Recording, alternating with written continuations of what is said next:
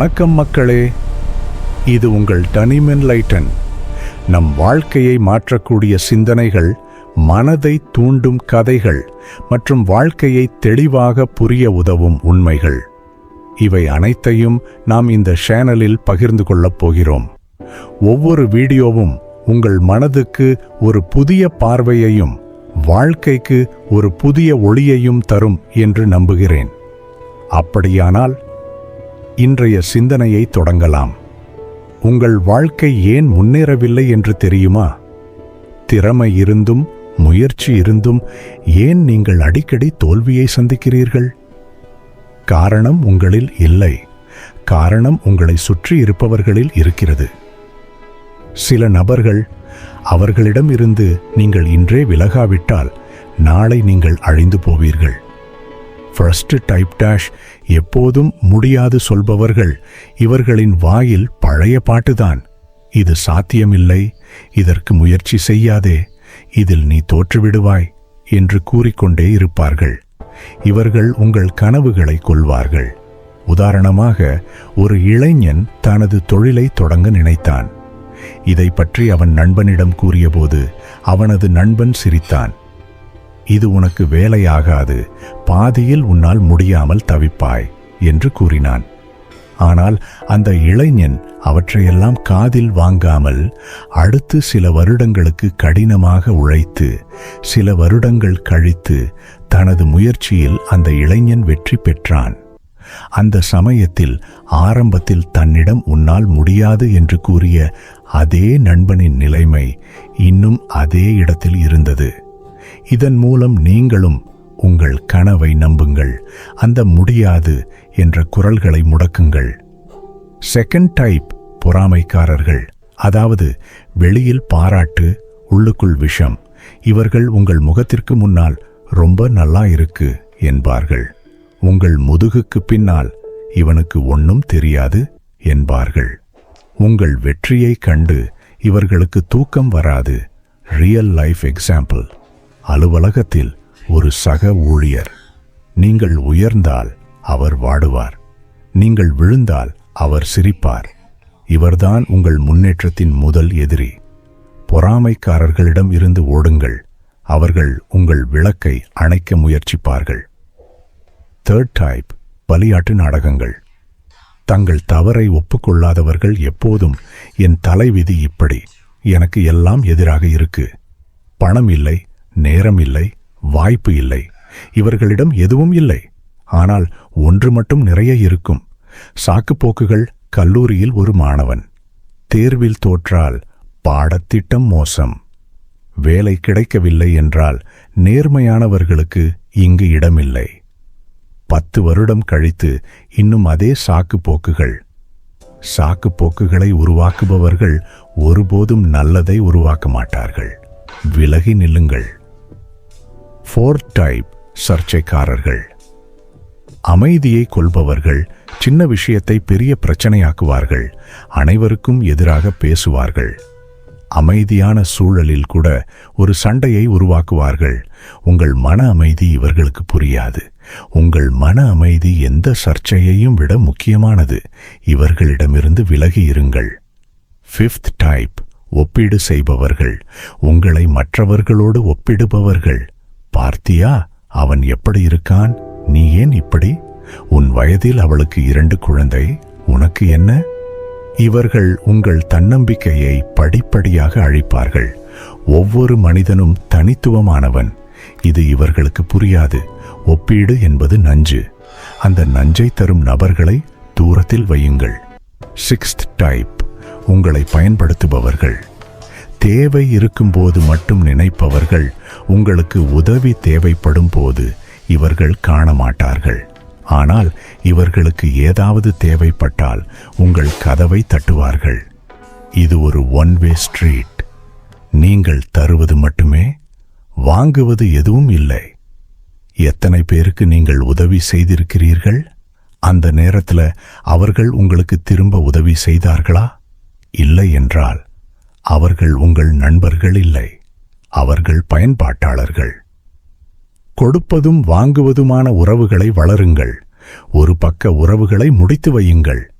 7th type உங்களை தாழ்த்தி பேசுபவர்கள். உன்னால் முடியாது, இதை வார்த்தைகளில் சொல்லாதவர்கள், ஆனால் செயலில் காட்டுபவர்கள். இவர்கள் உங்களை நேரடியாக திட்டமாட்டார்கள். மெதுவான வார்த்தைகளில் உங்களை சிறுமைப்படுத்துவார்கள். நீ இதற்கு ரொம்ப சின்னவன், இது உனக்கு ரொம்ப பெரிய விஷயம். இவர்களின் பேச்சு கத்தி போல் குத்தும். உங்கள் உயரத்திற்கு ஏற்ப பேசுபவர்களை தேர்ந்தெடுங்கள். தாழ்த்தி பேசுபவர்களை தள்ளிவிடுங்கள். இப்போது இந்த விஷம் மனிதர்களை அடையாளம் காணுவது எப்படி என்று பார்ப்போம். 1. எக்ஸாஸ்ஷன். அவர்களுடன் பேசி முடித்ததும் நீங்கள் சோர்வாக உணர்கிறீர்களா? 2. டவுட். அவர்களுடன் பேசிய பின் உங்கள் மீதான நம்பிக்கை குறைகிறதா? 3. ஃபியர். அவர்களை சந்திக்க பயமாக இருக்கிறதா? 4. கம்பாரிசன். உங்களை மற்றவர்களோடு ஒப்பிடுகிறார்களா? 5. No celebration. உங்கள் வெற்றியை அவர்கள் கொண்டாடுவதில்லையா? இந்த 5 அறிகுறிகளில் 3 இருந்தால் உடனே விலகுங்கள். இப்பொழுது அவர்களிடமிருந்து எப்படி விலகுவது என்று பார்ப்போம். முதலில் யார் நச்சு என்று பட்டியலிடுங்கள். பெயர், நிகழ்வு, உணர்வு பற்றி எழுதுங்கள். ஒரே நாளில் முற்றிலும் விலக முடியாது. படிப்படியாக நேரத்தை குறையுங்கள். காலியான இடத்தில் நேர்மறையான நபர்களை அழையுங்கள். இல்லை என்று சொல்ல பயிற்சி செய்யுங்கள். கண்ணாடி முன் நின்று சொல்லி பாருங்கள். மிகவும் நச்சு நபர்களை முற்றிலுமாக விலக்குங்கள். தொலைபேசி, சமூக ஊடகம் எல்லாவற்றிலும் இருந்து ஒதுக்கி வையுங்கள். இப்படி நீங்கள் செய்யாமல் அவர்களை கூடவே வைத்திருந்தால் நீங்கள் உங்கள் கனவுகளை இழப்பீர்கள். மன அழுத்தம் உங்களை தின்று தீர்க்கும். தன்னம்பிக்கை முழுமையாக அழியும். மற்ற நல்ல நபர்களும் உங்களை விட்டு சென்று விடுவார்கள். நீங்கள் நீங்களாக இருப்பதை நிறுத்தி அவர்களின் கைப்பாவையாக மாறுவீர்கள். உங்கள் 50 வயதில் திரும்பி பார்க்கும்போது, எனக்கு இருந்த திறமையை நான் ஏன் வளர்க்கவில்லை என்று கேள்வி கேட்டுக்கொள்ள நேர்ந்தால் அதற்கு காரணம் இந்த நபர்கள்தான். இவர்களிடம் இருந்து விலகினால் என்ன ஆகும்? உங்கள் மனம் இலகுவாகும். புதிய ஆற்றல் உங்களுக்கு வரும். நீங்கள் உங்களுக்காக முடிவுகள் எடுக்க ஆரம்பிப்பீர்கள்.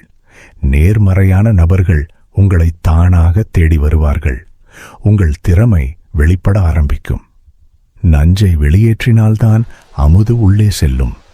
இப்போது யாருடன் இருக்க வேண்டும் என்று பார்ப்போம். உங்களை நம்புபவர்கள், உங்களை மேலே தூக்குபவர்கள், உங்கள் பேச்சை கேட்க தெரிந்தவர்கள், உங்கள் வெற்றியை மனதார கொண்டாடுபவர்கள், நீங்கள் சோர்வாக இருக்கும்போது ஆறுதல் தருபவர்கள். நீங்கள் அந்த 5 பேரையும் கவனமாக தேர்ந்தெடுங்கள். இதை மறந்து விடாதீர்கள். ஒற்றை கருப்பு ஆடும் மந்தை முழுவதையும் கரைப்படுத்தும் ஒரு நச்சு நபர் போதும். நீங்கள் மாற்ற முடியாது அவர்களை. உங்களை மாற்றிக்கொள்ளுங்கள், அவர்களை அல்ல. கருணை உள்ளவராக இருங்கள், ஆனால் கதவை திறந்து வைக்காதீர்கள். நேசியுங்கள், ஆனால் தொலைவில்.